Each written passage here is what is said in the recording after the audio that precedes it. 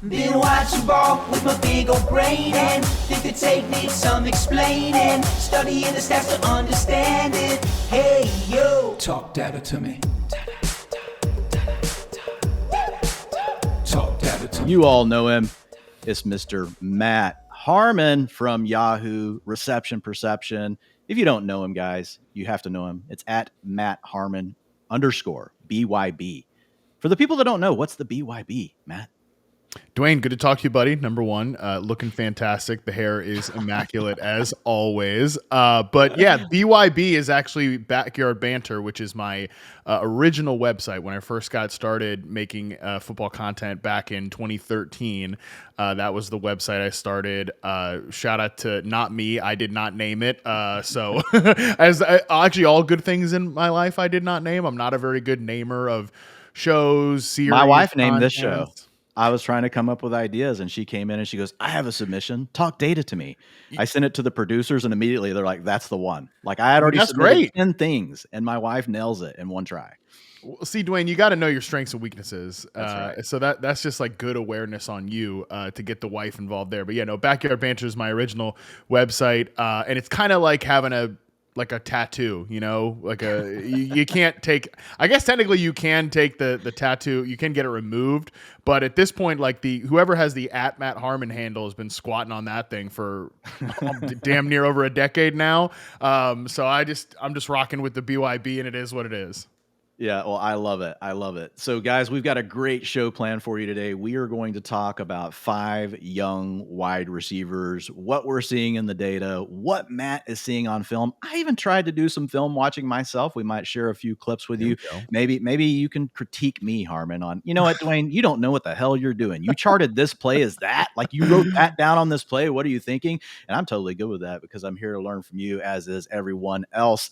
But with every show, I have to start, you know, Matt, with I try to embarrass people a little bit, but not in a bad way, right? We're going to just have some fun. So I go to our AI partner, which is Perplexity. And guys, if you want the Fantasy Life Plus suite for free, you can go to fantasylife.com/Comet and you can do so. And Perplexity is the AI that's within the Comet browser, but you guys can get Fantasy Life Plus for free. Why not? Why not? So go ahead and do that. But the Perplexity AI, I like to ask these questions, you know, and I had, you know, our buddy Matt Waldman on, I had Thor on last week, and kind of the whole theme here is like, do the robots like you, Harmon? And if they were to take over the world tomorrow, if we went full Terminator, like, are you in good standing? And so I just asked, is Matt Harmon a good film evaluator? I didn't say wide receivers. I didn't give it anything else. And guess what? You're liked. You were did you know that you're widely respected? I think you know this as a film evaluator, particularly for your work in reception perception. What I love, though, you know, it talks about your reputation and how you're referenced by other analysts, not just in the fantasy space, which I think is fantastic. I believe actually this last year, didn't you go to what's the conference you went to? Was it Sloan? Yeah, the MIT. I thought that was awesome, dude. Yeah, that is so freaking awesome. But the fact you've been doing it so long and you can now share like such a strong database of what you've been doing. So I thought that was awesome. But the thing, man, I think, and we were talking before the show, that I respect like the most about you, not just your process, you're really good at your job, but I just love the humility of it and how you really approach it with like, look, this is not the end all be all, guys. Like this is part of a process. And, you know, you're always coming out and saying, you're not ever saying like that you have the absolute best process. You know, you have good results, right? And you're willing and you stand behind them. But I just think the balance that you take, because just the awareness, right, and the maturity that you have doing this for as long as you have, that like, look, like there's so many factors in this stuff and trying to figure it all out. Like it's complicated. Yeah. Yeah. It's really complicated. And I'm appreciate you saying, you and the robots. I appreciate both of you. But let me also say directly to the robots, I appreciate your appreciation. Just in case anything ever goes down, you know, if you need wide receiver analysis robots, I guess I'm your guy, and I guess they appreciate it. So that's good. But no, yeah, you mentioned the word maturity, which I think is, it's a two-pronged thing. One, I've been doing this for 12 years now. I started Reception Preception, like back testing it, putting it together in 2013. I put out the first piece of content in 2014, collected the first year of, close to league wide data. I always say I don't chart everybody. So when you're looking at percentiles or rankings or things like that, there's always a bit of a selection bias again. So admitting these things, but with 12 years worth of doing this now, and also being 12 years older, like in real human years from when I started it, I always say that there are things that I said about Reception Perception using the data that I was collecting, in 2016 or something, that I would never say now, both because I know more about what the data is telling us, as you mentioned, because of the size of the database. Yep. So I know that, okay, this player's not that good in man coverage. That doesn't mean he sucks or we need to slam, what he does or anything. What's the right way to find this player's usage? Or, oh yeah, this guy's great against press man coverage, but he's a slot receiver who doesn't play in 3 receiver sets because of probably a factor that I don't know or understand that's going on behind the scenes, or because of just the team's size-based archetypes. I'm looking at you, Jaden Reed, with the Green Bay Packers. There's plenty we could rattle off there. That doesn't mean that I am right and they're wrong, or you should just go by what I'm saying. So there's that level of maturity too. And also, I'm not fully grown up or anything, but I'm a little bit more grown up than maybe when I started doing this. And I probably have a little bit more humility about what this stuff is saying and what it's not. So football's fun, man. The fun part about this game is that we will never solve it. I could sit here, God willing, for the rest of my life, maybe not at this desk, but a desk, charting wide receivers, and I'm never going to figure it out. I'm never going to solve it, and I think that's what makes this fun. Yeah, and we hear coaches say the same thing, even when they're trying to figure out and diagnose and they're watching this stuff, and that's their whole job. Like, their job is so film oriented, and they're scouting these prospects just like we do when they're coming out of college. And it's fun whenever you really get to hear some of those interviews and the way that they talk about it, right, as well. Mm-hmm. So, like in that not to mention, Dwayne, not to cut you off there, but the other thing that's exciting about it too, and I think this season is bringing this to a complete forefront in the NFL space, and it will. I promise we're going to talk about it on this show, and it's going to continue to be a talking point for the next 12, 24 months as we go through a couple of draft processes. The league has changed so much that what is the requirement to be an elite wide receiver has changed. I was just on the Athletic Football Show with Robert Mays, and we had he hit me up about this topic, and I was like, yeah, brother, I've been thinking about this for like 2 years now, so I would love to talk it out with you. It's a great show if people want to go check it out, but you just look at who is the top of the wide receiver leaderboards right now. It's not the same like size, speed freaks that it was when I started doing Reception Perception. So again, that's another point to say that how I chart things has not changed since 2013, 2014, but what matters and the premiums that we place on certain aspects of playing the position is really changing. So that's another just way where the way defenses are playing. Yeah, exactly. And then the way that offenses respond to those defenses who are originally trying, like, defense is always going to be reactive, but then in the same way as defenses reacted to what offenses were doing in 2015 to 2017, 2018, when, offenses were just tearing through the league with motion and 11 personnel and all this stuff. Like, now defenses fought back, and now we're seeing the response from offenses where certain aspects of playing the wide receiver position matter more now than they did then. And we, as fantasy players, dynasty bros, whatever, we have to then adjust to that as well. And I think the first guy we're going to talk about today is a great example of just kind of how this all is coming to the forefront. So it's just a great time. It's always a great time to be talking about wide receivers, in my personal opinion. It's a really good time right now. No, and I love it. I love all the things you're talking about. And so I think we'll tease through some of those things as we walk through the 5 guys that we've got teed up. Before we jump into that, I always ask the film evaluators that I have on, depending on what like the thing is that like you're most, known for you, it is wide receivers. But I ask them like, what is the most critical element? Like if you and I know, and I think everybody like partially hates, but partially loves this question because it does kind of put you on the spot. But if you had to pick one aspect of a wide receiver's game and say, this is the thing, if I had to use it and it's all I had, that's going to help me most predict like if this player is going to be good or not, what is that thing for wide receivers? So yeah, I do partially hate the question because We just talked about how complex this is, and then I try to narrow you down and pin you into one thing. and the funny thing is I'm sort of waffling on my long held answer, which it should be the correct answer to the question, Dwain, is ability to beat man coverage is still to me the thing that matters the most, because it's shown in the data. It's not just mine, but any like data set that like ability against man coverage is more predictive, and I think of future success, and certainly that is true with reception perception. Yes, it does depend on the role and where you're lining up. Like it matters more for perimeter receivers and slot receivers, where you're putting more of a premium on zone coverage for slot receivers. I get all that, but as we were talking about before, we got started and just like actually charting these things out.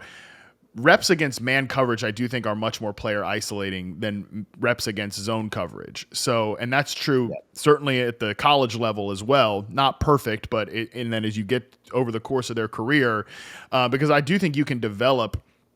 It's a little bit natural, but you can definitely develop a sense and a feel of zone coverage, especially when you have years and years and years baked in with both the offense and the quarterback that you're playing with.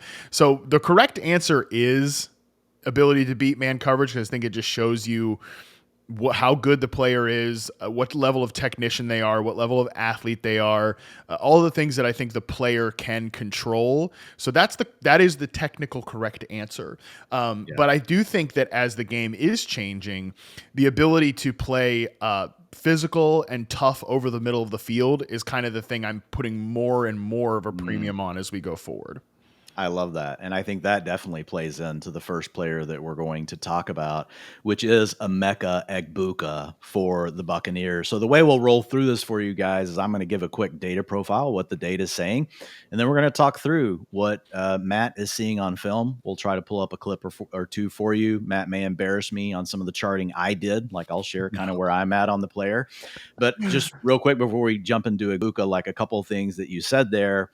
Well, number one, like guys, like backside coverage against zone, like it can still end up being like man. But to your point, there's so much noise in zone coverage data because there's so many factors. And so even though it's a smaller sample, the league is playing zone coverage 70% of the time. So you clearly have to be able to beat zone. But whether or not you're beating zone, like, is really hard to determine on a play-by-play basis, unless you're really, in my opinion, like digging into the weeds of charting this stuff like you do. So we'll go ahead and we'll jump into Emeka Egbuka. I will throw the utilization report up on the screen, guys. You can see the 5 weeks of data that we've got here for Egbuka.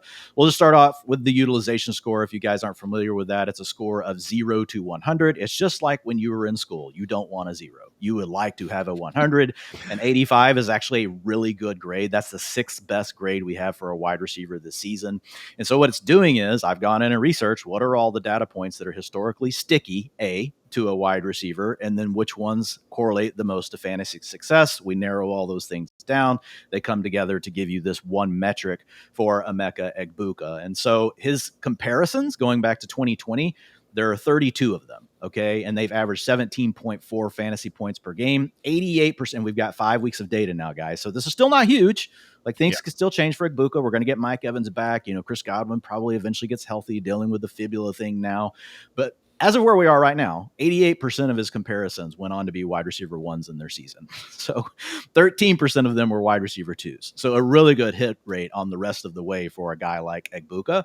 And he's averaging 20.5 fantasy points per game. So actually he's averaging more than what his comps have averaged at 17.4. He's got a 23% target share. Historically, that's a wide receiver 2.50 yards per route run. Historically, that aligns with wide receiver 1 production. He's working down the field, 14.1 ADOT. Probably the most surprising thing to me as I was watching Egbuka was how vertical he is playing right now in this offense, just because of what we thought of him as a prospect coming out and the way he got used in college versus the way that the Bucs are now deploying it. Like there's just this big difference. But I mean, he ranks 13th right now in catchable targets per game, and he's 4th in catchable air yards per game. So that's the cool thing that the utilization report does. It looks at their raw air yards and their raw targets because we want intent, but it's also accounting for the quarterback you're playing with. So like with Ted McMillan, like I can isolate down and say, okay, guys, like, yeah, Bryce Young stinks, but he still ranks like as a mid-range wide receiver 2 in these things after we even account for Bryce Young. Obviously not the case here. You're getting to play with a baller with Baker that just wants to push the ball down the field. A couple more quick data points, and I'll throw it to you, Matt. But man coverage, 24% targets per route run, but a 0.60 yards per route run. So pretty low there for Egbuka. NFL defenses, like I said, are only running man coverage 30% of the time. And also, guys, a very small sample. That's 25 routes. He's faced man coverage 25 of his routes on the season. Zone coverage, though, and he did this to Seattle, just bash their heads in. I have no clue what those safeties were doing, but 23% targets per route run. Dude, 3rd and 17, not to get ahead, but I'm just like, what's the safety doing? Why is Egbuka behind him? But he was, and Baker threaded the needle multiple times. 23% targets per route run and 2.83 yards per route run against zone, and that's 132 route samples. So very meaningful. So let's pitch it over to you, Matt. What are you seeing on the film with Egbuka? And the way we'll try to put a bow on each of these once we get through talking through them. Are we buying a continuation of what we're seeing today? Do we see it being slightly less? Do we see it getting better? Just to kind of put the fantasy angle on it for the folks that are kind of thinking, okay, how do I make this actionable? Yeah, I mean, I've really loved what I've seen from Egbuka so far. I don't have a lot of negatives to throw out. Let's just put it that way. And it's interesting, the man coverage yards per route run, because I think one thing that is perhaps at the biggest conflict point of how data, and I cite, yards per route run and yards per route run versus zone all the time. But one thing that I think about a lot, because of how I'm charting this stuff, like a lot of these zone defenses, the perimeter receivers, it gets because of match coverages. It almost gets being man. Yeah, it almost gets turned into a man coverage rep, and I think that gets recorded into like yards per out run versus zone. When to me, I think like the skills that you need to beat man coverage, you're applying that in that situation. So for me, I almost end up charting it as a man coverage rep, and then it kind of looks at conflict because of the like the production of it, because of what the defense is in structurally. But that's why it really matters to sort of. So to explain to people like what happens on that play that Matt's talking about, it's zone because you're watching the linebackers and safeties all drop into their zones. Yeah. But the outside boundary receivers are still mostly, especially if they stay outside and they don't get passed off, they're really in a man rep. That's what you're saying. Exactly. So again, the skills that because if what I'm doing with reception perception, which the goal from the beginning has always been to isolate receivers from surrounding variables. Now, of course, obviously for production, the surrounding variables really, really matter. And the surrounding variables are very good for Emeka Egbuka. We should also acknowledge that. Like you said, Baker Mayfield, that's one thing that just has to be said over and over again, is that the relationship those guys already have on field is rather remarkable. I would say the two quarterback wide receiver connections that have stood out the most to me in a positive, kind of surprising way, because they're new, is Emeka Egbuka and Baker Mayfield, and Sam Darnold and Jackson Smith-Njigba. It looks like not to derail this, but it looks like Sam Darnold and JSN have played together for 5+ years, which is just absurd because they played together for literally 5 weeks. So anyways, but Emeka Egbuka and some of those ways that, it turns into man coverage reps, like when we're trying to isolate the player, those are skills that you need to use to beat man coverage, not like find the soft spots in zone or any of that. So it's very interesting when we're comparing like film versus the data points, because I come away from his work against man coverage very impressed. Like he is in a bucket of players that is good in terms of beating man coverage early on in their careers. But I also think he is uniquely among rookies a strong zone beater. It comes out in the production, and it absolutely comes out on film. I don't know if you've noticed this when you've watched him, but to me, he just almost always is settling in the right spots. He's especially working over the middle of the field. I've charted a lot of his routes as like dig routes, post routes. The post routes, he's made a lot of big plays against man coverage, which maybe those get charted as zone or whatever, but I think, again, they're man coverage reps. So like working over the middle against zone coverage, uniquely good at just consistently settling in the soft spots, which comes back to his prospect profile, because his success rate versus zone coverage and reception perception, not only was it, Travis Hunter aside, the best in this class, it also would have been the best in last year's class when we were all jacked up about the 2024 wide receivers. So that's a big part of the reason why he's been so good right away, because as you mentioned, the league is very zone heavy, and if you're going to get a lot, if you're going to produce a lot, you've got to be able to do that. And the rookies last year were all in the aggregate, some of them more than others were okay against zone, but in the middle of their rookie seasons, not as much. So Emeka Egbuka is off to a very particularly good start in that regard. Yeah, so with Egbuka, like I just jotted down a couple of notes, and we'll go to a couple here, but like he has these subtle moves when he's like at full speed. You know, you'll see certain guys like Ladd McConkey throttle up and down a lot through their routes, which is obviously very effective. Like that works for Ladd. Egbuka really kind of has a different way of approaching it. Now he will throttle. He knows where to find the soft spot in the zone. We'll show you guys a play here in a second where he does a great job of that. But something you mentioned earlier when you talked about the physicality of players, that's the thing I noticed that stood out to me, is that how he can fight through physical coverage, whether it's zone, whether it's man, guys getting their hands on him late in routes, things that are potentially penalties that are not being called. And he just never gives up. He's always alive in the play, even though it may look like he's covered for that moment. Like he just has this way of uncovering like later in the play. And it's like Baker knows that. And the thing I noted is, man, like this guy is the scramble drill king. When Baker gets out of the pocket, like he knows that like if Egbuka's on that side of the field, it's where he's going. He's so smart. He works back. Like they look like they played together forever. Like the way that they read each other in that scenario, and Baker being the gunslinger he is, does not mind pushing that ball down the field. So I'm gonna go ahead and throw over here. We'll put up a play for you guys. So shout out to NFL Pro over at NFL.com. So you guys are going to see we've got Emeka Egbuka at the top of the screen. For those of you guys listening on the podcast, we'll try to describe it the best we can. This play here, it looks like it's going to be man coverage off the top, like potentially press. It turns really into kind of more of a zone bell kind of play where the defender is going to open up and let Egbuka do his thing. So you just tell me what you want me to do here, Matt. But this is where he hits this little out and up. Look at him settle into that spot. Like that's just so valuable, man. Like, and pacing and everything. Like exactly. And what I love is he's just the pacing, but he's also constantly drifting into grass. He's not like, I've settled and here I am. And that's the thing with zone coverage that's so important, is that some guys, they almost begin to overthink it and they just like, all right, I've settled. And that's great. Like, to the next guy we're going to talk about, actually, I had some criticisms of him as a rookie player in zone coverage in particular, but we'll get to that in a moment, because it was either just like constantly drifting or settling in the wrong areas. And for Egbuka, he's just always like finding that sliver of grass that he needs to get into and like pushing on that route in particular, like pushing it upfield for Baker to have that window. And somebody actually just sent me a play of Egbuka's from Ohio State, kind of, because one of the things that I think is interesting with him is that he is thriving in a role that was not his collegiate role. He was primarily, which is important to say. Well, there's two pieces of context there. Is that one, the Bucs offense is one of the best in term, and they certainly were last year under Cohen. And I think they've kept some of this alive this year. They're one of the best offenses in terms of blurring the line between what is and is not a slot receiver. So that was true, I think, early in Egbuka's rookie season. Though this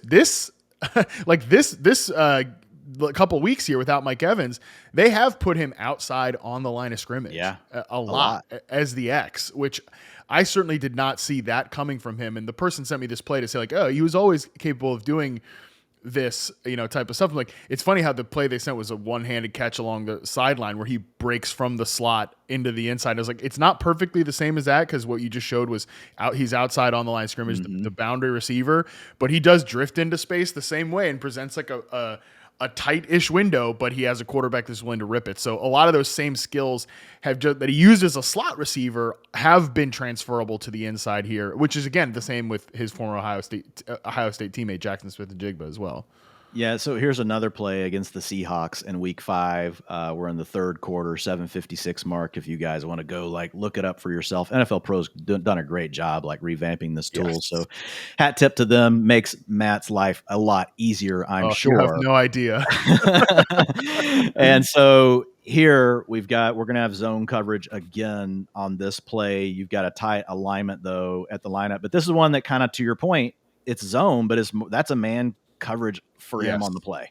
That's a man coverage rep. If you guys are watching what the linebackers and stuff are doing, they're dropping into their zones.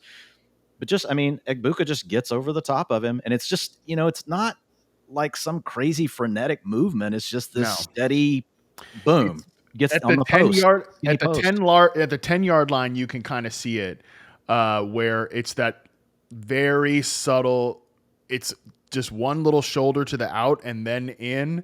That's all you need to create a sliver of space. And not to get meta with like charting data and stuff like that, but this is why, to me, reception perception has always been a binary yes or no.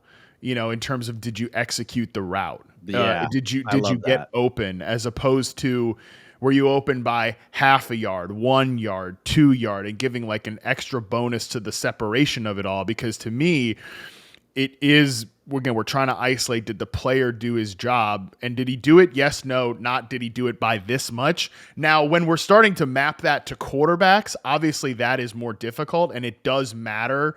Some guys, and I've definitely learned from my mistakes on this, in terms of guys like Elijah Moore or Jahan Dotson, where like they're like they're kind of the worst archetype of receiver in this modern NFL right now, because they're smaller, not physical players, but they are, separators, right?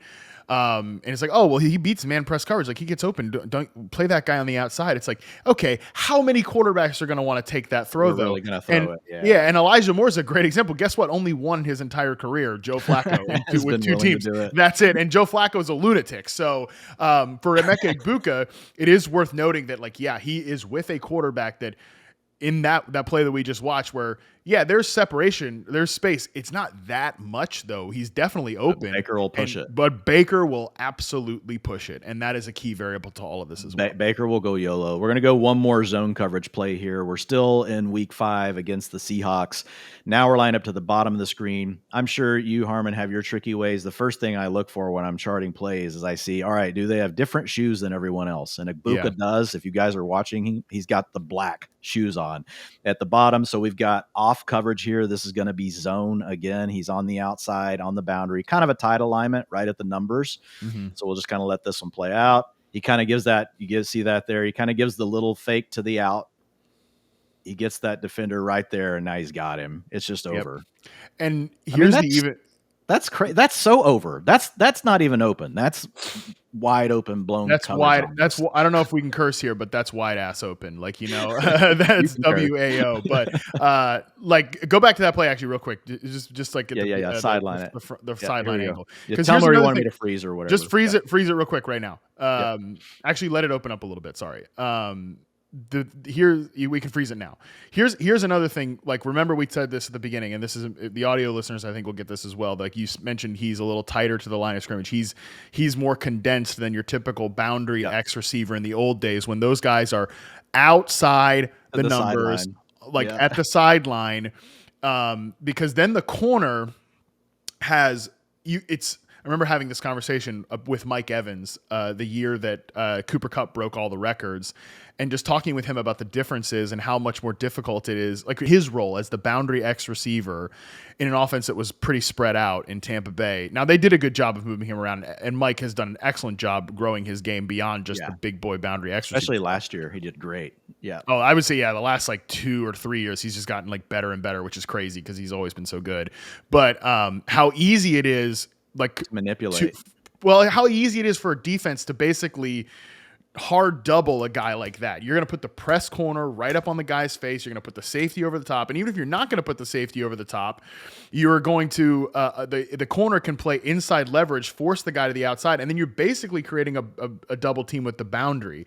With the way that these guys are doing it now, even if and this honestly almost caused me to have like an not this play, but like this concept almost had me to kind of have like an existential crisis about how I chart alignment, because yes, Egbuka, while he's like lined up on the number there, and he's still the outside X receiver, right? He's isolated route, whatever. And then we open the play up. He's got all that space, and this is the same thing that Seattle's doing with JSN, where he is technically their X receiver, but he's got all of this space to work with. And like the safety is in conflict with all the route combinations that are happening on the other side of the field, so he does probably take his eye off the prize here, which is the number one wideout. But I get it. But then just, again, like he has all that space. The corner has to account for the boundary. 29 definitely feels like he's got help here that he doesn't. Yeah, exactly. Yeah. So the safety definitely, that's an issue. But again, it's so much space, and he just does exactly what he needs to do, which is just little tiny subtlety in the route to get that corner to think. It takes a split second, to think, oh crap, like, is he going outside? Is he going inside? Oh, it plays over. If you don't have the safety help, we saw the result. So it just like but that alignment and condensing these things, it's just changing everything for these wideouts now. So here is Egbuka. We've got to the top of the screen. I believe we have him at the top. So you're going to get a man press rep here. Harmon, your favorite. So, I mean, he's kind of there on the out. Then he hits the up. We got a better one right here behind this. Let's go to the next play here. And so on this one, he's going to be on the outside. Again, he's going to be running a comeback on this one. He's at the top of the screen, guys. He's got man press coverage. Well, didn't really press him, but definitely man tight coverage. Yeah. And that's just kind of a throwback to the inside. But I mean, it's pretty tight coverage. It's definitely tight coverage, on that play. That's the way I charted it. Mm-hmm. And then we've got one more right after that where we'll go to, I just said, we're not going to show a lot of plays for these guys, but now I'm just going to keep clicking and let you do your thing here. Everybody's talking about Emeka Egbuka, so it's worth. Yeah, seriously. Press man again, top of the screen, that condensed alignment. He has a drop there, but he beats his man. He beats his man to the inside. Like, it's still tight coverage, but yeah. Anything you want to say here? It's still tight, but I mean, he does have like the leverage to where he needs to go. That's open in the NFL. Yeah, that's open in the NFL. Yeah. Again, is it a lot of separation?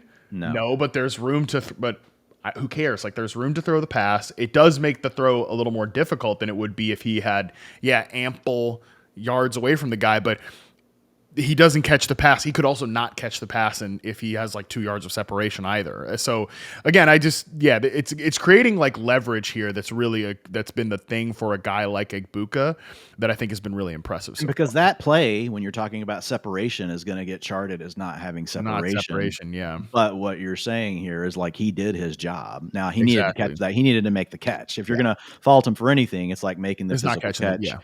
Here's one more. This is a man press again. But this is a vertical route. He's to the bottom of your screen, guys. Again, kind of a condensed formation, just outside the numbers on this. Baker is actually the ball spotted between the hashes, or right on the left hash. Thoughts on this play? Yeah, that was one of he does like that little subtle move to take the corner in the way that he wants him to go. But it's still a safety over the top isn't really his. It isn't his. Nothing he can do about that. And this is also he gets the release every time. He gets the release. I've really liked his work off the line of scrimmage. That's another thing to point out with him. I mean, it's a great corner. Obviously, Quinyon Mitchell's one of the best in the league. That's a big part of this as well. But I like the rep. I think he had a chance definitely to catch, like if the throw is a little bit more on his shoulder, but that's one that I think the true vertical routes are probably not ever going to be like his specialty. His stuff is going to be working up, but it's not the specialty of like Amon-Ra St. Brown, of Puka Nacua, these guys like that. That's so right. That's I would say the weakest part of his game is probably true vertical burst there. Like, because I think he gets what he wants off the line of scrimmage, but he probably doesn't have the same he finishing can't gear speed. Up and to gear up and over the top.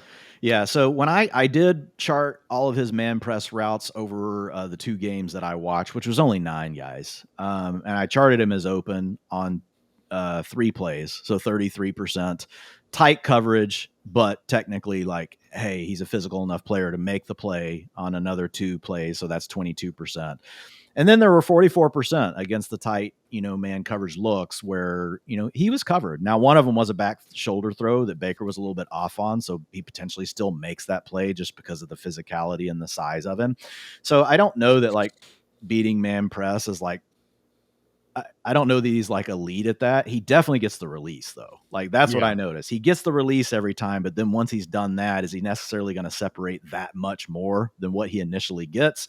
I don't know, but to your point, like he's so physical and he's so good, like Baker's still targeting him. And that kind of tells me what I need to know. Like if Baker trusts him in that situation, he's going to throw him the ball. It's like, okay, well, like that's good enough for me. Baker knows more about the game than me. So and understanding routes and releases, I think is a good first step because, again, my prospect comparison for him was Amon-Ra St. Brown. Like that was a player I compared him to. And I think he's been kind of more outside oriented even than the current version of Amon-Ra St. Brown is. But at the same time, St. Brown has absolutely improved over the course of his career every single season in his ability to beat man press coverage. That's reflected in the reception perception data without question. In his rookie season, he wasn't great at that, but that's another thing that we do with these rookies. Like, well, this is who he is in the NFL. These guys are going to take some time. They're going to develop. They're going to learn the tricks of the trade. They're going to, like, I think St. Brown is a more impressive athlete right now than he was as a rookie. And that goes to the dedication and the training that these guys put in. So yeah, very impressive player overall, Emeka Egbuka. I think he's the right archetype to bet on in the NFL right now. I really like the route running. I think he gets open. We've seen some examples of that, and we've seen some areas where he can grow and improve as well. So buying him continuing to do because he set such a high bar now is his problem. Exactly. Yeah. And we will get Mike Evans back. We do get Chris Godwin back. So a question I do get, you probably get it too, is should you sell high this season on Emeka Egbuka? I honestly get so scared to answer yes, because a young player playing this good, man, and there's so many unknowns. Like Evans has battled injuries the last 2 years. We want him, knock on wood, we want Mike Evans back. We want to see him playing well. Chris Godwin is still not right. He's now dealing with a fibula injury. He's out this week. So on one hand, you could say, it's going to get crowded, but is it? It might not. It might not.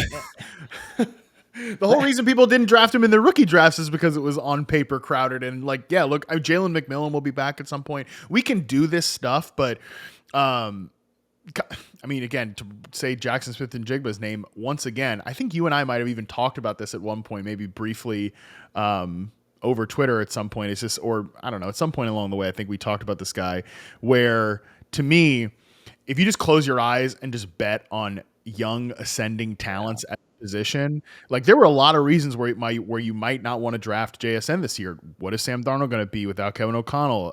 Dude, I got made fun of because he was my most drafted receiver in the first 5 rounds, and people were totally giving me the you don't know ball and you don't know ball. They're just gonna run the ball. They're gonna run the ball. It's like, okay, well, they also have maybe one of the best young ascending receivers in the league. Right. And yeah, I had some questions about all those ecosystem things.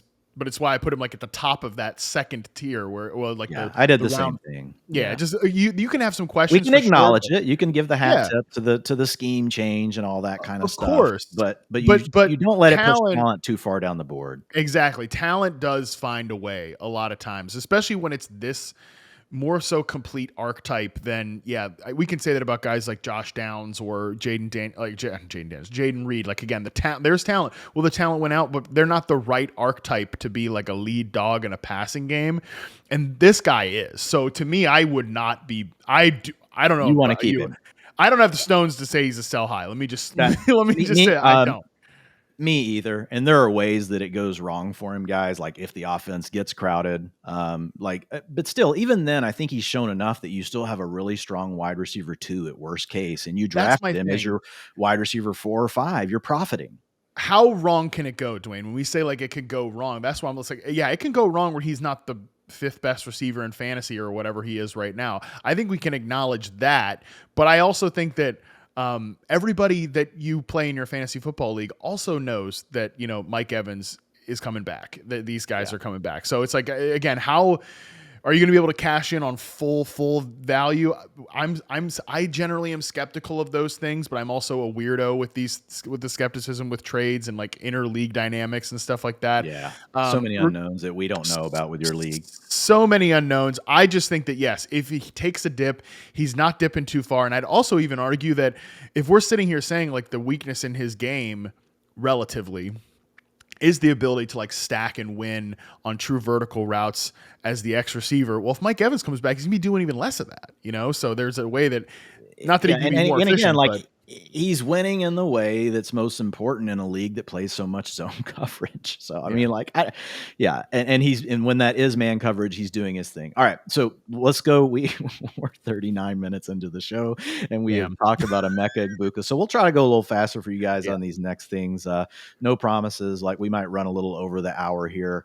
Actually, like that's almost a lock at this point. But Rome Odunze. Let's talk about Mr. Rome Odunze. I'm going to talk quickly through the data profile, and then we'll let you talk some film. I'll queue up some plays for you.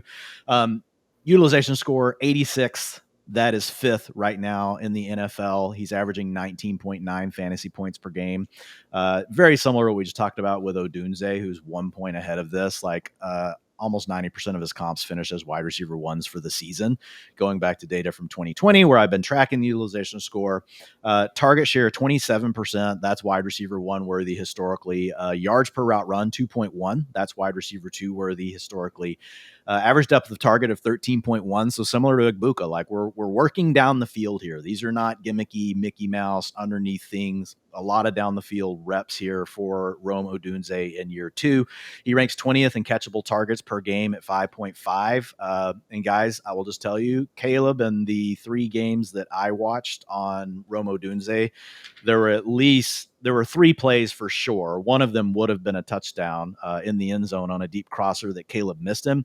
And 2 others were massive chunk plays where he was wide open. So like those things happen. You're going to chart those for every wide receiver that you look at, but just, it could be even better is what I'm saying. Like Rome Odunze is actually playing better than 19.9 fantasy points per game in his underlying data. And so real quickly, dude, man coverage, an absolute freaking alpha. He has a 39% targets per route run against man coverage with a 4.17 yards per route run. Now that's 23 routes, guys. Ding, ding, small sample alert.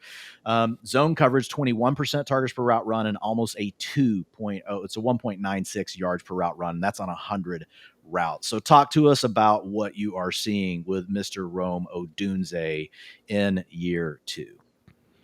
I love Rome Odunze. We talked about this in the offseason. Yeah. He's one of my favorite prospects. He was my second ranked receiver in last year's class. 4th, I think, all time from 2021 to current. Total baller. You mentioned the strength of his game is obviously man coverage. Like he is a great route runner, and he is so much more explosive than what he gets credit for. He is a real deal athlete. He is within, I think, this same archetype of guys that we're talking about right now that are the big body, tough players.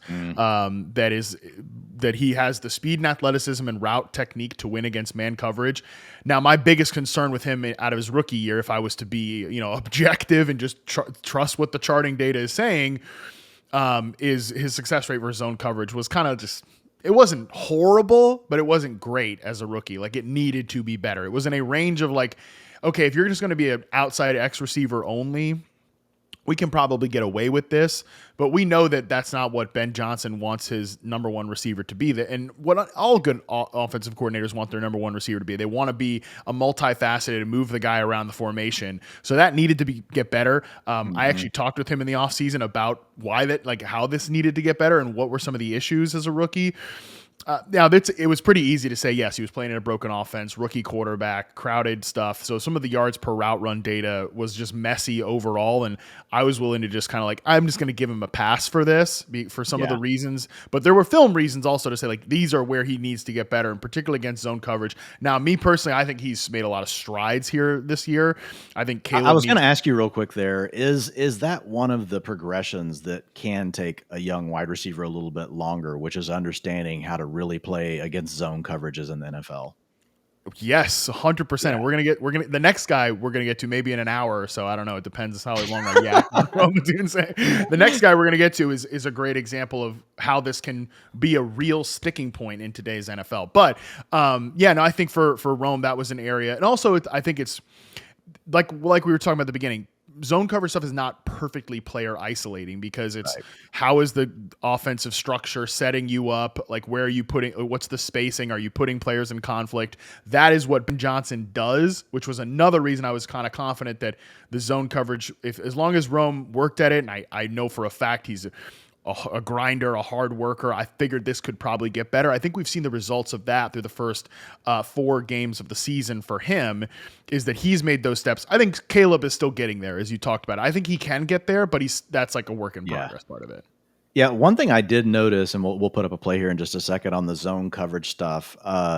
Like his dig route is like money. Against zone or man. Like he is, and he's getting in behind the linebackers, and then he's breaking that stem off. Like he's setting his stem up to create like the separation, I think, like away from the safety, and then he's hitting his break. And it's consistently there. Like Caleb's not hitting him with it against zone coverage very often. But what I would say is that like he's open, and then he uses that, and the defenses that he's playing, they know that's his bread and butter route, and he will use it to set up like the next route. He doesn't really, so he'll use it to set up his out routes. Yes, 100%. And so if you look at his rookie season reception perception profile, 84.6% success rate on digs and 89.7 on outs. Like, and there were just no targets like we're going there. It was bizarre. So yeah, I agree with you. So I'll throw we'll go man coverage first here. I was trying to see if I charted one that was good. So for you guys listening, we've got Odunze again, one of these condensed splits. He is the outside wide receiver, but he's actually inside the numbers. We're at the 50-yard line here. You can see that we've got a corner pressed up to him, and I don't know if that's Aiden Hutchinson, a defensive end, lined up over him as well. That's a very wide alignment now, and that's on 1st and 10. That's just wow. That's a wild alignment on 1st and 10 when a team could run. So we do have press man here. This ends up being an overthrow, and the safety ends up being there, Harmon. But tell me what you want me to do here. Like he gets inside leverage immediately, which is what he wants on this route. He fakes it back to the outside in the stem. And now look at that separation right there. It's the huge window. I mean, this is something the throw that I believe is and the throw's out here. Like Caleb, come on. Well, but again, this is week 2. The last time we saw the Bears, I don't know if this is a different game, but against the Raiders, the touchdown the touchdown that he threw to Odunze, very similar to this play, but it was actually on 3rd down, I believe, and he was under pressure, was Caleb Williams. But it's very similar route for Rome here, where he wins the release, he gets inside leverage, fake, like just subtle shift to the outside, snaps it inside. That ball is on him right away, and he goes in for a touchdown. So like that's what we're talking about, these two guys growing together. I think you saw some development of that, but on this play in particular, to me, he wins it right at the line of scrimmage, where he is so good against press coverage, and like his comparables, his rookie season and RP were just all like some of these really good press coverage receivers: T. Higgins, Allen Robinson, 2015 season, AJ Green early on in his career, Terry McLaurin. But I think the way we've seen him develop over the middle of the field routes are like in breakers, the digs and stuff. That's like different than some of these guys. So here he is from the – okay, yeah, he's going to be outside on this one. We're going to have tight coverage. Once they all get lined up. Now, we're in this condensed formation. He's at the top of the screen for you guys that are watching on the film here. So we're at the Bears basically just past their 40-yard line. We've got tight coverage here. He's going to run his dig route on this one. And that's a catch for 21 yards. So he actually gets one. He gets and that's with a safety, to your point, the whole physical thing. The safety coming down on him, and he's going to have to take contact on this play. And he's obviously got the size like to absorb that. And so and I love the size and the physicality through the catch point. The other thing that we note here, when he makes the catch, like when he gets a little closer to it, this is one of those situations where we're talking about like staying grounded through the catch, like just feet on the ground and being willing to adjust to take the hit.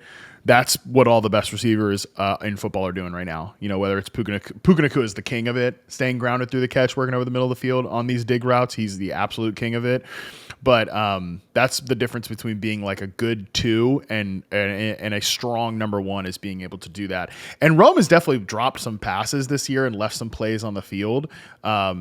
But it's not in the ways that you get worried about. Oh yeah, he can't. He's like shy through contact, or yeah, he's not grounded through the catch. It's just been like kind of near random misses. So I charted 8 man press scenarios. He won on 88% of them. So for you guys keeping track at home, there was only one play where he wasn't open.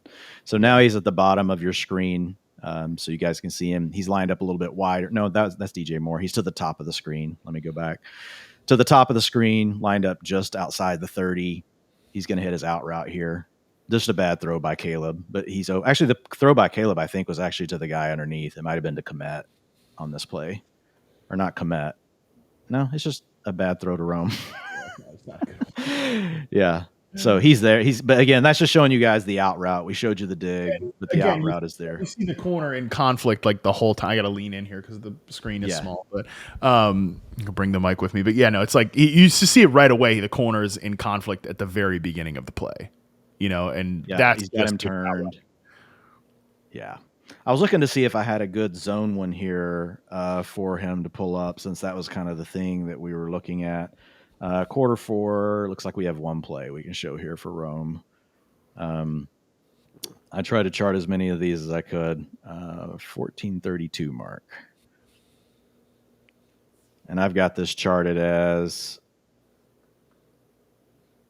it's a zone off coverage. He's to the bottom of your screen. Mm-hmm.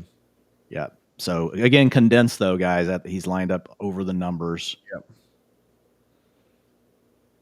That's a good one. I mean, this is where he was not great as a rookie. So, talk to people this is zone coverage. He's got, a corner on the outside. He's got a safety over the top of him, and like what he needs to be doing here, and maybe what he was doing as a rookie. He basically just needs to do exactly this, like sell that route a little, put this guy here on the 55-yard line. Excuse me, the 45-yard line in conflict here. And just break it at the right point. Don't overrun it, and just kind of be in that spot for Caleb. That's one where he's also the play is what it is. So you're talking about this little kind of the way he kind of jabs out break, this way, and it gets him moving to the outside. Yeah, it gets this guy moving, and he just crosses the face, and then we're inside. We're open against zone coverage. But obviously the play is what it is. Caleb's getting sacked, so it just. But that's the type of situation where he probably overruns that as a rookie, and like not overrunning it is key. There's a couple others. Week 1 was a good example of where he just squatted down and like showed numbers. If I'd done my homework, I could have sent you some of these clips, but I mean, my bad. Dude, I know it's not easy it takes time to go through and mark them all down, but we'll get back together at some point. So let's just real quick for folks on Rome. I will say I pulled up the data on all of these guys, obviously, and we have those data profiles ready, but I watched 3 wide receivers, and while I thought Egbuka was really good, I thought that Rome was every bit as good and maybe better. He's better. I think he's better. I think he's better as a prospect. He's in year 2. Let's also obviously acknowledge that. But progression is not always linear. Super important when we get to the next guy we're going to talk about here. Progression is not always linear. So I just think that what I've seen so far from Rome is, of all the guys we're going to talk about, the most impressive. I think he's great. I think he looks like a true number 1 in today's NFL, where he could be like those guys I said earlier, AJ Green, Allen Robinson, like T. Higgins, even now, like when they're having their best seasons, they're basically just all X receivers. Not as much T because they do so much weaponization with Jamar. Mm-hmm. Like he could be that every down X, but because he has shown the ability to move inside and play some zone coverage, that's where you talk about we're going to the next level. I just think he is on such a rocket ship upward trajectory. As long as Caleb goes along with him, I think so. Rome's a guy that you still actually might be able to buy. I know he's performing highly, but I don't know, and maybe you get a different sentiment. but I feel like there's doubts still about Rome and whether or not this is going to continue based on all the data and what I watched. And I'm mainly listening to what you just talked about. Like, I think, again, he's improved against zone. We already knew he was a man thrasher, and he's taken that to an alpha level. And he's running all the vertical stuff. Like, so he's getting the air yards, he's getting, and honestly, like if Caleb can get on a little bit better page with him, I actually think there's room to grow. There's room to score more fantasy points. In my opinion. Same where I said, I do just we're calling balls and strikes here. Cause I will fully admit, like if nothing else happened this NFL season, except Rome Odunze broke out in this way, I'd be satisfied. Truly, I'm so invested in the Bears, and I hate that just because I really, really, really love this player. And I took a lot of crap for having him as high as I did last year from the Dynasty Bros, because Neighbors did what he did, and obviously all that stuff. But yeah, I don't think there's a discernible difference between him and like a Malik Neighbors from a player perspective. They're They're very, very different. Yeah, and they're just different. But if by the end of the season, Caleb Williams, I think, breaks out into a top half of the league type quarterback, I think that I would be comfortable considering Rome Odunze like a tier 1 dynasty receiver. Like, that's how good he is. And if the situation is good along with him, I don't see why we wouldn't. He is awesome. So he's a hold or a buy. You're not selling. You're not selling on the guy unless, I mean, obviously, we get it. Like, you get some crazy offer. There's always a trade that you'll take, but like, generically speaking, like, this is a hold or a buy on Rome Odunze that we're both confident in the profile from all aspects. All right, just what I meant to say real quick, just on calling balls. He has to catch some of these plays that he's dropped so far. Like, I will say that, but that stuff's noisy, which again, noisy. I think transitions us perfectly into the next guy here. Yeah. All right. So let's talk about Brian Thomas Jr. really quickly, guys. Here on the data profile, you're going to see we get a step down here. Utilization score of 67. We just had an 85 with Rome Odunze. It's still not terrible. Like, he's 29th in the league. So while you may see 67 and think, oh my God, Dwayne, you just told me earlier, like, this is an F. And really, for a wide receiver, and the positions are all a little bit different in the way they work with utilization score. Like, this is more like a C minus, like maybe a flat C is what I would say. Like, we're grading on a curve, guys, is what I'm telling you. I'm going to help you out a little bit, but 89% of his comps since 2020 averaged 12.9 fantasy points per game. That's obviously not going to excite a lot of people. Now, guys, I'm not counting last year, so you got to remember the context of what he did at the end of last year. This is just his first 5 weeks of the 2025 season and how well that correlates to what it looks like for a player the rest of the year. So you're not liking the 12.9, but it's better than the 9.6 that you've gotten so far. And I think Matt's got some notes here about some things he's seeing. They're a little bit different. But right now he's only scoring the 9.6. So that's good. The bad news I have for you is 0% of these players went on to be wide receiver ones in their season. And again, outliers always happen, guys. These are ranges of outcomes. We're still early in the season. We are at a point where this data becomes fair, more predictive than fantasy points. We've got 5 data points that happens around week 4. 28% of them were wide receiver 2s the rest of the way. 46% of them were wide receiver 3s, and 25% of them were wide receiver 4s in fantasy. So we've got a pretty wide range of outcomes here. None of them were wide receiver 1s, though, like I said. And again, someone's going to break the mold for that. And maybe it will be BTJ.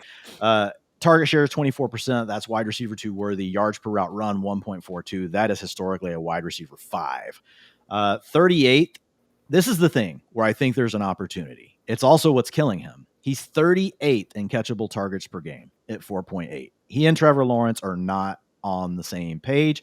He's 26th in catchable air yards per game. So if we were to flip and look at a guy like Tet McMillan, who has quarterback issues right now, he's not having these issues. He ranks 16th and 15th in those 2 categories, which is why I remain bullish on Tet.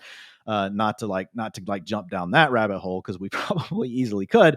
But looking at his man targets per route run, 19%, but his yards per route run are good against man, 3.1. Again, guys, small sample on man, 31. But the real killer here is zone, 1.13 yards per route run against 116 zone routes. So there's the data profile. What are you seeing differently, or maybe that kind of matches that in the film, or just wherever you want to go here with what you're seeing, Harmon? No, it's so actually perfectly instructive of, I think, what the problem is for Brian Thomas Jr. right now, which is the zone coverage stuff, particularly working over the middle of the field. And you and I were talking about this before we got started about why I have been very hesitant to ever kind of wrap reception perception up in one number, because each data point can tell you something. And with Brian Thomas Jr., I will flip this back to his rookie season first, because I think this is instructive. In Brian Thomas Jr.'s rookie season, where he was awesome in fantasy and all this stuff, obviously, he had a 80.8% success rate versus press coverage, 93rd percentile. That put him in the same company of the following players: CeeDee Lamb in 2020. These are rookies. CeeDee Lamb in 2020, Michael Thomas 2016, Tyreek Hill 2016, Garrett Wilson 2022, Justin Jefferson 2020, Jamar Chase 2021, Ladd McConkey 2024, Odell Beckham 2014. Wow. So pretty sick company. However, his 38th percentile success rate versus zone was a problem. Like, that's low, especially if we want him to be one of these guys that is not just a boundary X receiver.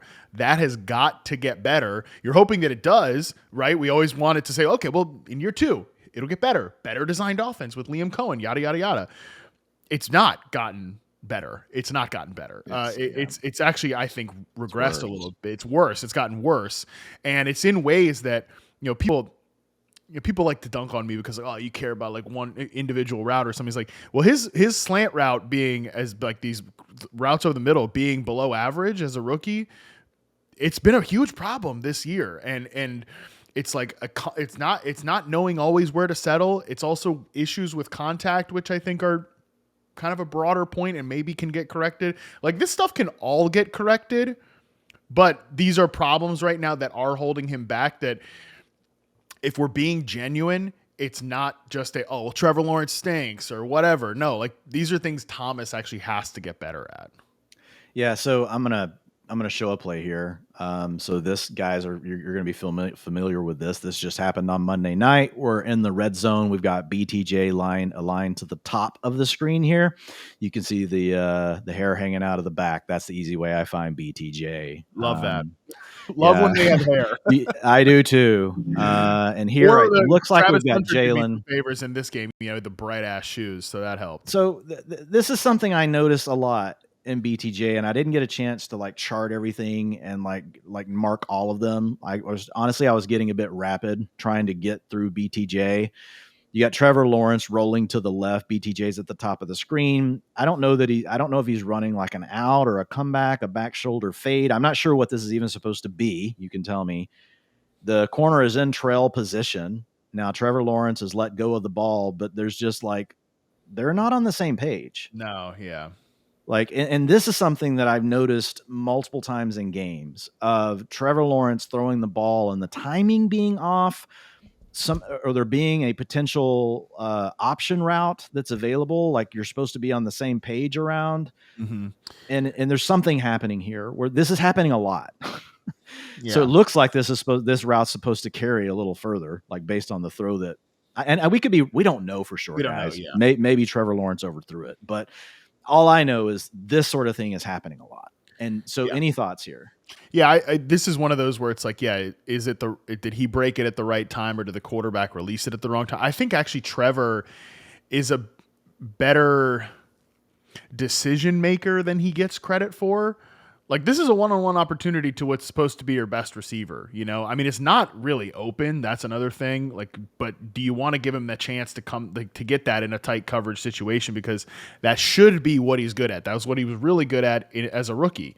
But again, it's just it's the minor details and stuff like that these guys are consistently off on. And I think Trevor's definitely he's a weird quarterback. So I think he's pretty good. Reads plays out and like decision maker. It just, the way he executes it is the problem. So here's another man press rep, and you got BTJ at the bottom of the screen. He actually wins this. This is a go route. Mm-hmm. He's kind of that condensed formation guys. He was a little outside the numbers. And he's awesome on these go routes. That's something like we lose him here, but like you can see, he does have the gear that once he gets to this spot go past the player. He can go get it. Yeah. Yeah. So this is the funny thing with Thomas is that he is. I think that he's an interesting player because when he was a prospect, I sort of said he was the actualized version of what people wanted, Christian Watson or like Quentin Johnston to be, which obviously this is before Quentin Johnston had his year 3 leap that he's having right now, which is real, by the way. Like he's really made a leap this year. But BTJ though was like a more actualized version of that because he was so good against press man coverage and winning on those vertical routes, things that broke back to the quarterback. But like also showed some signs of being able to run the ball after the catch in a real way, and kind of win some of those crossing routes and stuff. But it's always against man coverage. And that makes him an interesting fit for this offense, which is usually very condensed. But we're noticing this so far. He's played a lot of like true boundary X, and he's not running. The last couple of weeks, he's just been spammed with like goes and outs. This is the same play, but he gets it thrown to him, and it's a great catch. It's an unbelievable throw too, by the way. Great throw, great tracking by BTJ, great concentration. Great concentration for two guys that are like that's something that they need to continue to build on. Like keep feeding him in these ways, and I think that's why I want to give a shout out to Liam Cohen here, who's done I think a really good job with BTJ because his offenses are more geared towards being condensed and running routes over the middle of the field. But because they know that this is a good player that they need to continue to pour into, they don't want him to become like, a Jerry Jeudy type with a great, like some promising rookie years, but then he just kind of settles into being a up and down volatile player. I want this guy to be like a true number one for them. They've adjusted his route tree and they've adjusted his alignment to play more true boundary X, which is not really a staple of this offense, like we were showing those plays there, and running those go routes and out routes, which they want the number one to do what Mike Evans did last year, which is play condensed X and run routes over the middle of the field. But because they know they need to pour into this player, they're flipping that around. And then the flip side of that is, Travis Hunter has been running a lot more of those deeper in-breaking routes and less of the Mickey Mouse garbage. Thank God. Yeah. It's gonna take time with Travis Hunter for a lot of different reasons. That is one where patience needs to just be part of it. We'll see what happens, but that's been encouraging to see because that's where he's really good is working over the middle of the field. So we'll see. Listening to you talk, like it's honestly concerning because like essentially what we're saying is the thing that BTJ is really good at, and we just showed 2 of those plays, that he can win on the boundary, he can get down the field. But the problem with that is like you could run 20 of those routes in a game and not get thrown to one time. For sure. So like if they're not willing to use him or he's not ready to be used, maybe more like what we saw with Mike Evans last year in Tampa Bay and what Liam Cohen was able to do with him. Ultimately, in my opinion, that really hurts his fantasy value. Like, because now you just have less outs. If you're getting a play from the condensed formation and you can do all those things you were talking about where you get the free releases, you get more grass to work with, you can run your out routes, you can run in breaking routes. But if you're going to be pegged to the boundary more, and they're still playing him, closer to the numbers here. They're not completely pinning him outside. But yeah, it's like, I don't like that. And I don't like the fact that he's just already off to such a rough start. The problem right now with BTJ is like, you can't get anything for him. Yeah. Harmon. Like, I mean, it's a great point because I get lost in the weeds sometimes with the actual player performance because I came away from Monday night being like, that was really encouraging. Even the last 2 games would be like, that was really encouraging. But what did he have? Like, 80 scoreless yards last game. And then 40 something yards the game he gave you 10.6 and 12 fantasy points. Like exactly. Way. Yeah. I mean, and we're supposed to be excited about it. Yeah, and I am excited that I think in the long term they're building him back up. But from a fantasy standpoint, where we're starting to run through weeks here, my unfortunate thought about it is that I think he is just almost a lock to go down as a loss this year. And based on what we've seen so far and sort of how they are building him back up, then it becomes a question of the long term. Does he develop the skills that he needs to be kind of revalued from like a dynasty angle? Where he was heading into this year. And I think that is still if this continues, we'll have to. Yes. I think that is still possible. I mean, if people redrafted a team today, Brian Thomas Jr. was a second-round pick in most fantasy drafts this year. Yeah, Brian no Thomas Jr. would be like a round 6 pick. He would be Rome. Rome would now move into BTJ's spot, is the guy that was like, okay, talented player, didn't do it in year 1. Well, now it would be, well, BTJ did it year 1, but he's not doing it in year 2, but we acknowledge that like he still has this untapped potential. They would just flip spots in drafts. And let's just let that be a reminder that when we're talking about the rookies this year, it's a long, the careers are long. It's a journey. It's a journey, because if you said coming to this year, like, yeah, I think Rome will be better than BTJ, you probably would have been like laughed out of the room. Oh, for sure. So you don't say things like that out loud if you don't want to explode. Okay. So I think I guess the fantasy advice here, guys, honestly, like if you find now you may be different. If there's someone still willing to buy into BTJ's name value, and maybe it's something where you package BTJ with another player to make the upswing for like a bigger player. Maybe that's how you do it, but most likely you're kind of stuck with a hold. I don't think you can sell him right now unless someone just is in love with BTJ. I think hold is probably the right advice, because I also, again, he's a talented player. Like there's a good talented player. And this is 5 games. It's just the next 5 games he could go for 22 points a game. Right. Like let's say that like these are all the issues we're talking about are fixable issues. They're just not locked. Okay, that's good. Fixable issues. That's the thing. Is I just don't think and it's not one of those things where it's all Trevor Lawrence's fault. Like, no, these are some player-owned issues that he has got to work through. The thing that is encouraging to me is that I think this is a smart coaching staff that knows that and has already adjusted their plans for him 5 weeks into the season. Which again, I think you can tell yourself a story about how that's a good sign, but I just don't know I wish I had a more confident it's going to go this way or that way. I think there's a lot of different ways it can go. And from a fantasy standpoint, because I think he is a talented player, that press coverage success rate didn't go away. Like that's still in there somewhere. Of the plays I charted against man press, he was good. Oh yeah. To your point, it was, and the data said the same thing, right? It's the zone coverage stuff.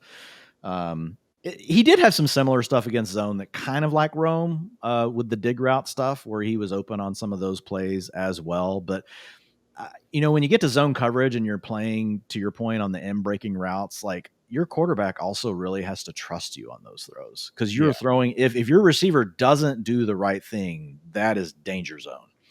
Like if he decides to throttle down, if he decides to break the route off a different way, man press on the outside, quarterback knows you beat your man. I just try to put it in one spot. Either you catch it or most likely it's just an incompletion. Like that the trust factor, in my opinion, is more simple in that case. And that's what worries me with BTJ. So, but we'll move on to Garrett Wilson.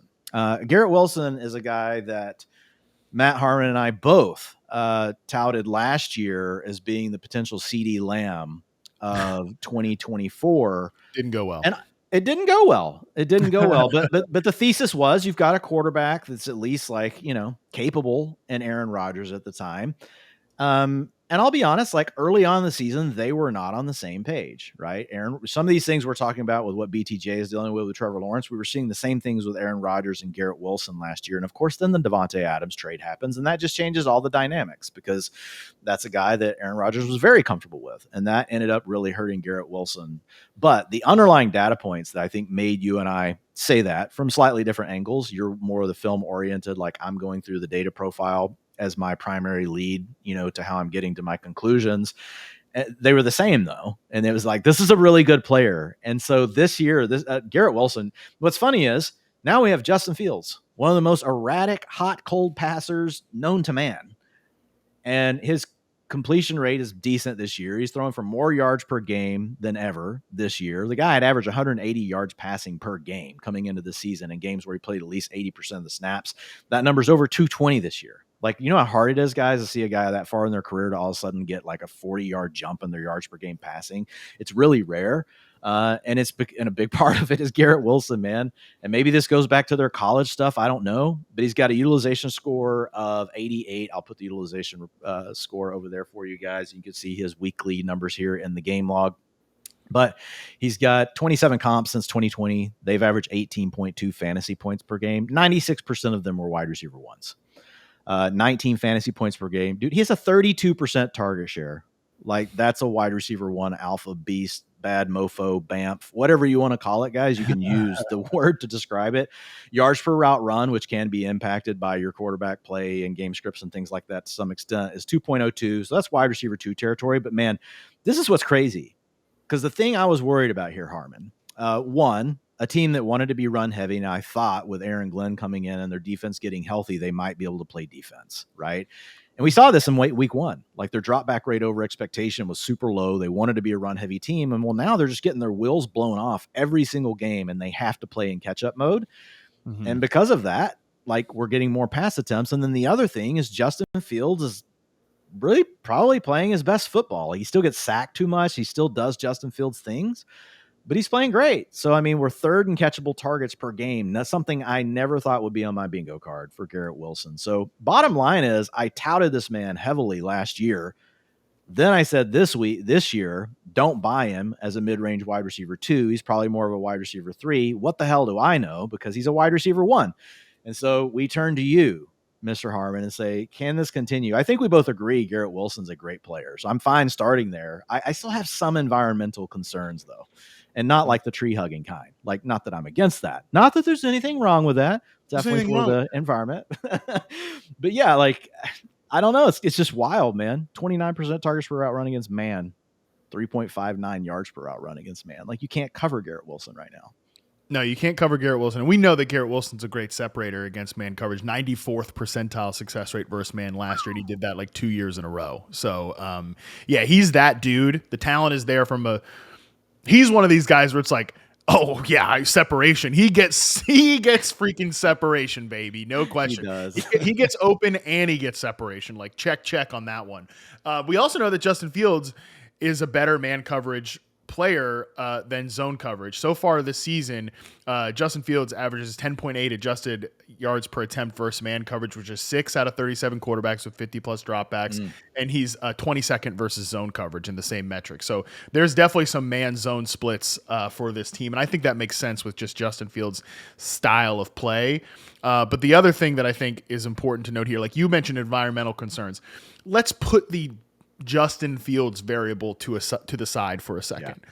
I actually think, and I said this in the offseason, that if Garrett Wilson was going to have the season that we are seeing him have right now, the more important variable is the play caller change and the Tanner Angstrand, who was the passing game coordinator in Detroit, who obviously wasn't unknown. Like sometimes these guys, they're passing game coordinator. Shane Waldron, right? Passing game coordinator for the Rams. Don't say that's the cuss word. You said you didn't want to cuss on the show. I know. You just said it. Well, hey, you know what? We made it through the whole BTJ segment without pretending that this is somehow Shane Waldron's fault. Because like secretly he's the real villain pulling the strings behind. Like for the most part, like passing game coordinators, we just don't even know. Like we don't know what their roles are because Shane Waldron was a passing game coordinator for a Rams team that went to the Super Bowl, and then he goes to Seattle and Chicago, and he's a terrible OC. So we don't know what Shane. When you take JSN and Odunze, that's just the way we look at it. That's the way we think of it. Because when you're the offensive coordinator, you are taking on a whole new responsibility for the whole thing, and this is you, the buck stops with you. That's why it's like, oh yeah, Shane Waldron is running the passing game in Jacksonville. The buck stops with Liam Cohen. There's no way. Have you guys seen Liam Cohen and how he operates? You think he's acquiescing to Shane Waldron? I don't think so, gang. But so that's why I don't. I would rather not have Shane Waldron around my wide receivers. I'll just say that. But yes, I do agree with you and your point. Fair enough. But the point here is for Tanner Angstrom, we have no idea what he's going to bring to New York. But I was like, if he even brings an ounce of what's going on in Detroit, compare that to what Garrett Wilson was doing in Nathaniel Hackett, Todd Downing, Aaron Rodgers, like Frankenstein bastardization offense the last couple of years, it's just going to look totally different. Garrett Wilson is a guy who had seen his slot reps go down every single season and his reps at X receiver. And like, we're talking, this was one of the most spread out. All those plays we showed of like Roma Odunze being this condensed X receiver or Emeka Egbuka being a condensed X receiver. Garrett Wilson is that like boundary X. And this is a guy, Dwain, not to make it about me, but to make it about me, who told me to my face after his rookie season, my favorite position is running routes from the slot. And I was like, I can guarantee it's because you want to run these like posts and deep overs. off like from the slot and get that two-way go. He's like 100%. That's what I love to do. So, but that stuff truly went down every single season until this year, where he's taken a career high snaps in the slot so far. And if you look at his route tree, his go routes have gone from over 20% in 3 straight years down to like sub 13% this year. His out routes have gone up. His post routes, which we were just talking about, have shot up. His dig routes have shot up. So yeah, just to me, like this is a coordinator at least who knows how to weaponize a player like this. So that's the part to me that I think is not getting talked about enough in the sustainability of what Garrett Wilson, who is a true, like has the talent to be a tier 1 receiver. I think there's just been times maybe needed to play a little bit more physical, like a CeeDee Lamb early in his career, needed just a little bit more of an edge to him. I think Garrett Wilson's played better. We've seen him play much better in tight coverage situations, no question about it. But yeah, I think the role change is not getting enough credit here for being a big factor. And again, putting the Fields thing aside, that I think is a critical detail that's not getting talked about enough. Well, that's great stuff actually, because like when you get to play in those sort of roles and you get to play from the slot and things like that, that can help your quarterback as well, as far as like whenever they are targeting you, because it's not like Justin Fields has been hyper accurate this year. No. But whenever you look at Justin Fields, on the screen, and you look at Garrett Wilson on the screen, he's got an 82% catchable target rate, which is just, it's really good, guys. Like, so if I go over to the season view of these things and I ramp this up to say guys that have at least, 100 routes, that's pretty badass, huh, guys? Yeah, you need to check it out. No, guys, I already own this Fantasy Life Plus. Like, I made this thing. Like, so catchable targets, on 101 routes. Yeah, I mean, okay, Kendrick Bourne, whatever, like doing your flex mode up there. But like looking at Garrett Wilson, this 82%, but kind of to your point, he's in this range with Puka Nacua, Cooper Kupp. Where do we have Amon-Ra St. Brown here? I have to expand this out. I'm sure he's really close here as well. I was looking at the role that you were talking about, but the big thing being here, like, and there's JSN at 86%. So we've talked about all these guys that are playing these, interesting roles. And like, if I flip this over to like the hard number, you got Puka Nacua at 10.4, Jackson Smith and Jigba at 7.2. Garrett Wilson's tied with Jackson Smith and Jigba for catchable targets per game. So, can it continue? I don't know, but maybe it can with what you're saying with the scheme. Maybe this can continue. Look at who he's with. It's Nacua, it's JSN, St. Brown right behind him. If my little eyes are telling me the truth. Your eyes are telling you the correct thing. I'll make this. You make a good comment though. I'll blow that up for the people looking at it on the screen. Yeah, and then you got Chris Olave right down there playing kind of a, he's playing from the slot, not working as deep, as these other guys. Well, in the same range as Amon-Ra for Olave, but yeah. So it sounds like you think that this can continue for Garrett Wilson this year. I do. And I mean, I do want him at some point to play with a great quarterback. I think Justin Fields is, he's Justin Fields. Like, we know what it is. We know what this is going to look like. And I think they knew what it was going to look like when they signed him. But at least you have a serviceable backup if they had to go to him. If he can, we've already seen, where Tyrod Taylor, he had his moment with him. But I'm just telling you, like, I do the charting notebook on Reception Preception every week. Go to the week one one that I have, and I just have one. I try to include a couple plays for all these guys. But yeah, Garrett Wilson, there's a play from week one where it's just like there's constant motion around him, and it just gets him a one-on-one man coverage rep.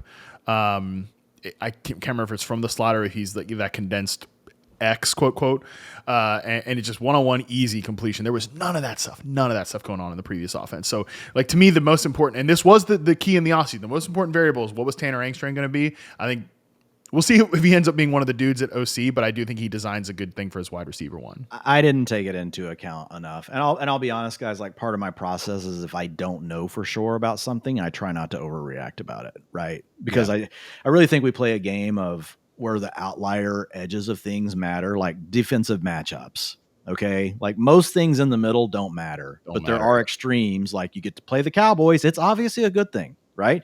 You got to come over here and play like against the Denver Broncos. That's a tough thing, which Garrett Wilson is going to face this weekend. So that'll be a really fun matchup to watch.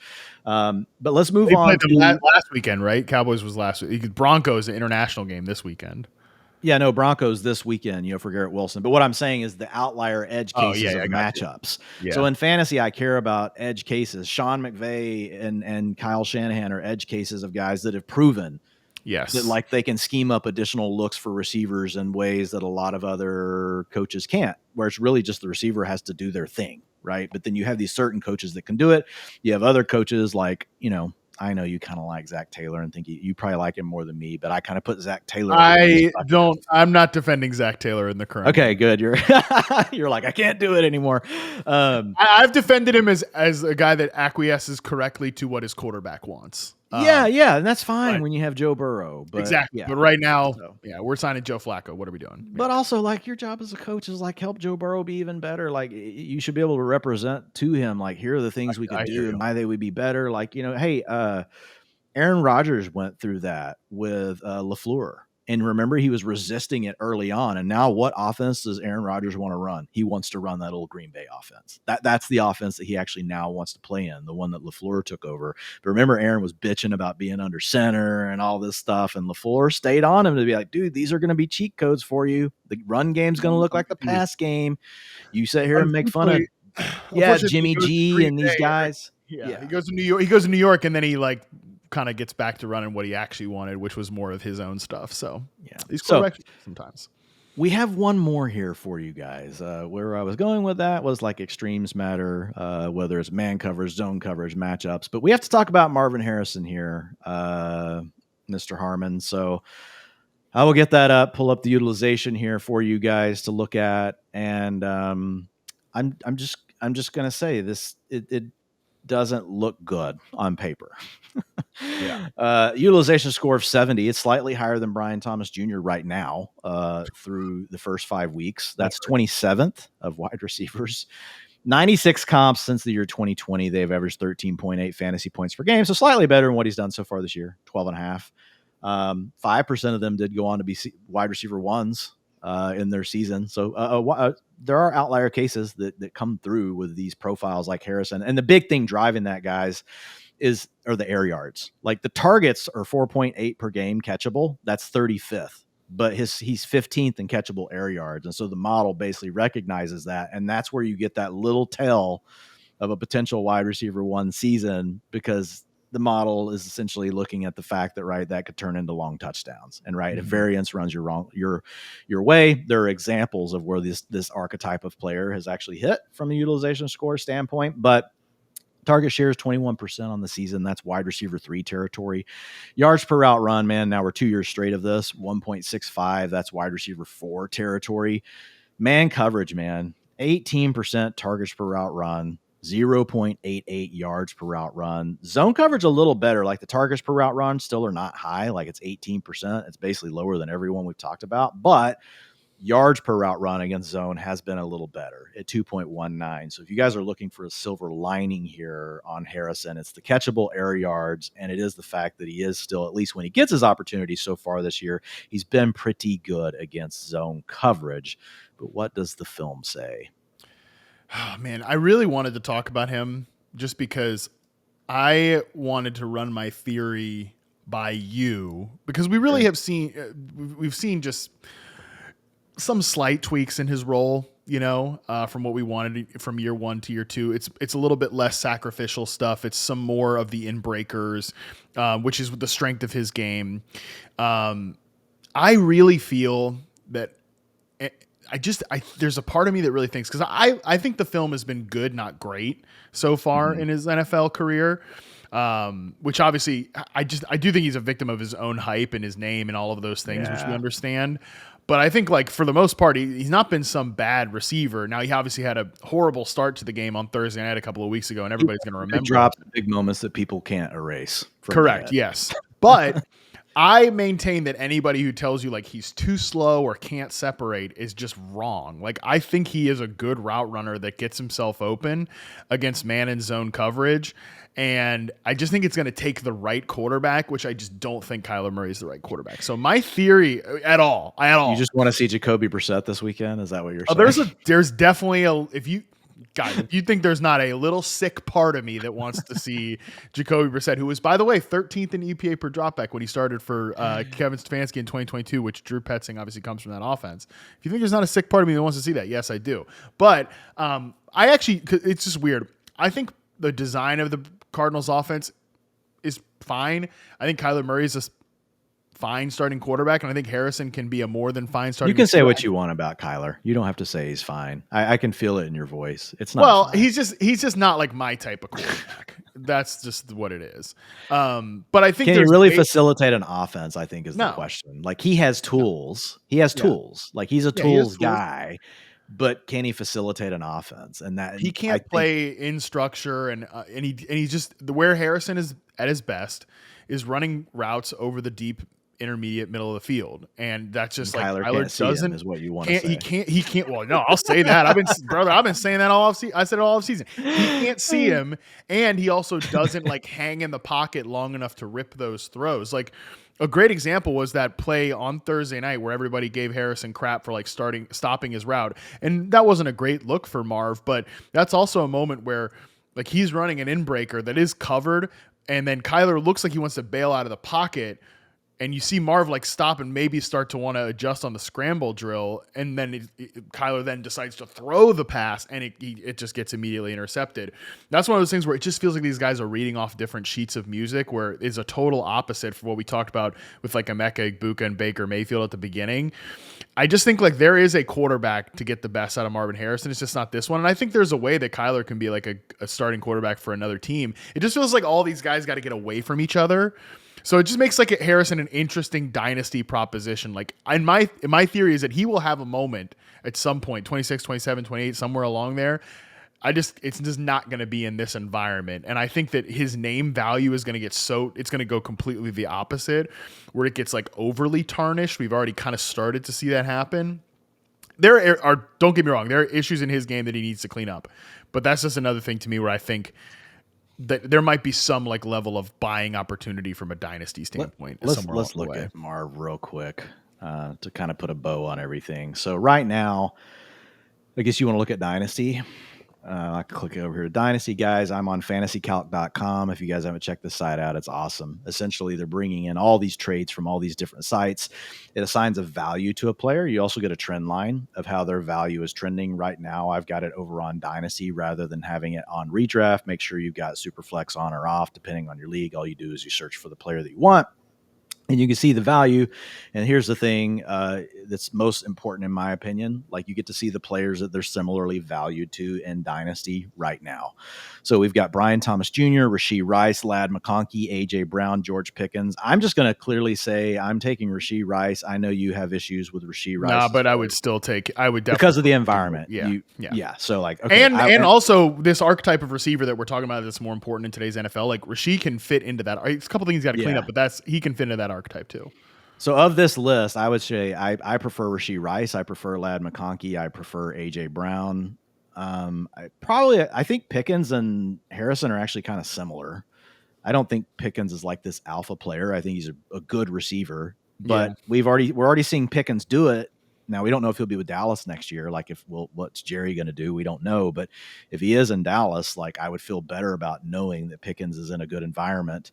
But Brian Thomas, we just talked about. So there, at least probably 4 of these names I prefer over Marv, but maybe I'm wrong. Like what are your thoughts here? Yeah, Ladd, I would still take over him. Rashee Rice, I would take over him. You know, it's not one of these players, but Garrett Wilson, who we just talked about, I would definitely still take over him. Brian Thomas, I would probably still take Brian Thomas just because I think it's going to get a little bit better. Yeah, you've at least seen it. Yeah, but I would take Marv over A.J. Brown. I actually feel really good about that because just because of age.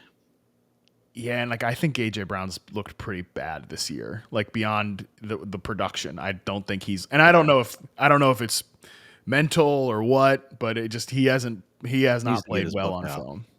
No, he needs to get out of Philadelphia, maybe is what he wants, seemingly. I but think he definitely wants out of Philadelphia. there's just like those guys all hate each other, which is crazy because they won the Super Bowl last year. But there's a lot. That's a whole nother conversation. And So, this is redraft real quick. A lot of the same names, but you got George Pickens. And I think essentially there's probably no point in looking at this because I think what I'm hearing you say is Marvin Harrison Jr., if you're thinking about it, he's a buy-in dynasty because you're hoping that he eventually gets into a different environment with a different quarterback. Yeah. But he's probably a hold / sell if you could get the right price and redraft. probably this is can't what even get it. Yeah. I don't know. these are his comps in redraft. I would take Pickens this year the rest of the way. I'd take Jalen Waddle Easy. this year the rest of Easy. the way. I'd take DK Metcalf. I would take Stephon Diggs right now the rest of the way over Easy. Marvin Harrison Jr. And I would also take Zay Flowers. The only one I'm like kind of iffy on is Metcalf, just because I am very iffy on the whole Steelers thing. But yeah, all the others are easy. So yeah, I think he's somebody I don't really want. And I have mostly people are pairing him to move up. Like they're pairing Marvin Harrison Jr. with Jordan Addison to get Mike Evans. I love that. Marvin Harrison Jr. with Tucker Kraft to get Nico Collins all day.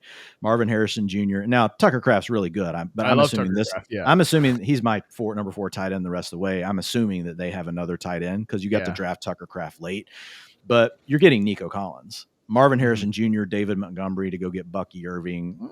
I don't trust Todd Bowles and the injury reporting there, but I love Bucky Irving. Then you got Marvin Harrison Jr. and Alvin Kamara to get that's done. I don't know what they're doing there. I don't want a rental in Rachaad White, but basically Marvin Harrison Jr. straight up for Quinshawn. I'm keeping Quinshawn on that. Straight up for Michael Pittman. Like I'd easily rather have Pittman rest of the season. Yeah, just in a way better offense. Like I think Marvin Harrison Jr. has the chance to be the better player, but he's kind of in a similar archetype to Pittman in an offense that is actually good. Yeah. Okay.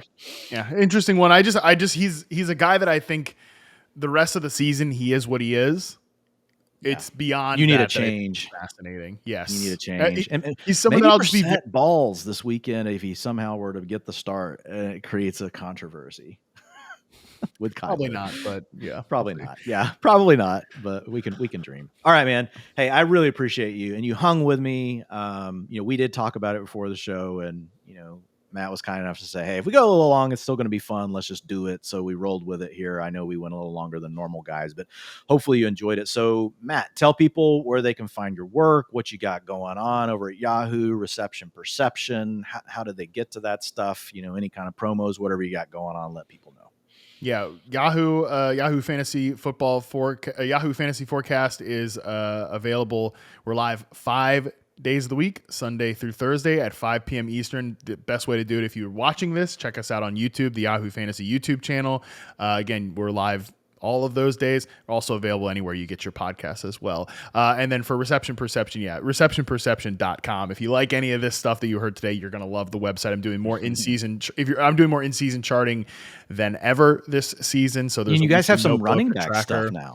Yeah, James Coe's decided to get down in the muck and the mire with the charting, so he's gotten himself into the running back. So yeah, he's been doing great with that. That's been a huge value add to the site, so I think people will love it. Well, awesome, man. And again, thank you so much for coming on. Like, I thought you did a great job today, like just kind of walking people through like your process. We watched some film together. I think people will walk away learning some things about the game, but then also having some actionable takeaways for this season. So appreciate having you. And for you guys, we will talk data to you again next Friday, and appreciate you tuning in.